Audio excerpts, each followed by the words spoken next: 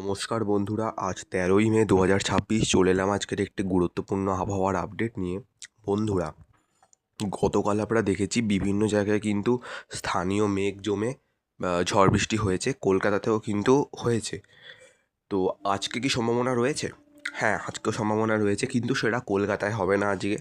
কলকাতায় যদি হয় তাহলে স্থানীয় মেঘে বৃষ্টি হতে পারে কলকাতায়।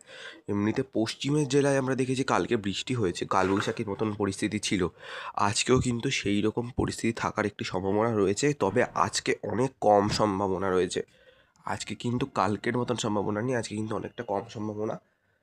আর আপনাদেরকে জানিয়ে রাখি রেইন অ্যান্ড থান্ডার যে বৃষ্টির পরিমাণ কিন্তু দক্ষিণবঙ্গে কমে উত্তরবঙ্গে বেড়ে যাবে, কেননা কাল থেকে শুরু, অর্থাৎ আজকে থেকেই শুরু হওয়ার কথা ছিল, কিন্তু আজকে মৌসুমি বায়ু পুরোটা মানে যে প্রাক বর্ষার বৃষ্টিটা, সেই প্রাক বর্ষার বৃষ্টি কিন্তু আজকে থেকে শুরু হওয়ার কথা ছিল, কিন্তু আন্দামানে এখনও বর্ষা ঢোকেনি।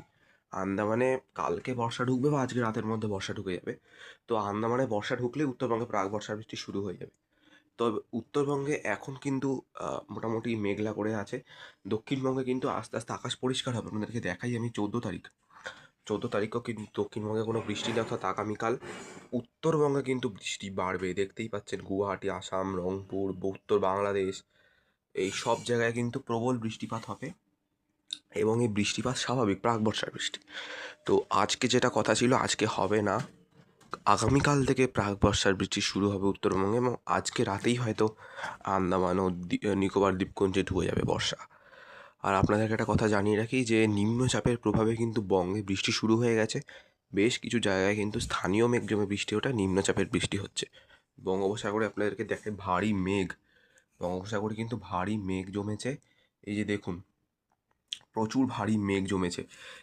এই মেঘটি কিন্তু মানে আস্তে আস্তে উত্তর উত্তর পূর্ব দিকে গিয়ে মায়ানমার উপকূলে গিয়ে এটা ভারী বন্যার একটা আশঙ্কা দিচ্ছে সিতাবে অঞ্চলে। প্রবল এই মেঘ কিন্তু আন্দামানে এনে দেবে বর্ষা, এবং এই মেঘ কিন্তু উত্তরবঙ্গে গিয়ে প্রাক বর্ষার বৃষ্টি ঘটাবে, যার ক্ষেত্রে কিন্তু উত্তরবঙ্গে ধসের আশঙ্কা আছে। আমি এই আপডেট পরেও নিয়ে আসবো। আচ্ছা, এবার ঘূর্ণিঝড়ের আপডেট আপনাদেরকে দিয়ে দিই। ঘূর্ণিঝড়ের কোনো সম্ভাবনা নেই দক্ষিণবঙ্গে, এবং বঙ্গোপসাগর, আরব সাগরে কোনো সাগরই ঘূর্ণিঝড়ের সম্ভাবনা নেই। নিম্নচাপ হয়ে উত্তরবঙ্গে প্রাক বর্ষার বৃষ্টি হবে, কিন্তু কোনো ঘূর্ণিঝড়ের সম্ভাবনা নেই।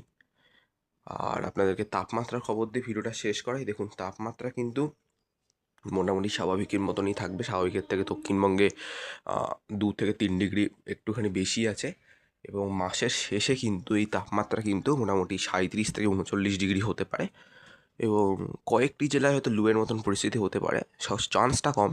কিন্তু উত্তরবঙ্গে কিন্তু স্বাভাবিকের থেকে 7 থেকে 9 ডিগ্রি নিচেই থাকবে তাপমাত্রা।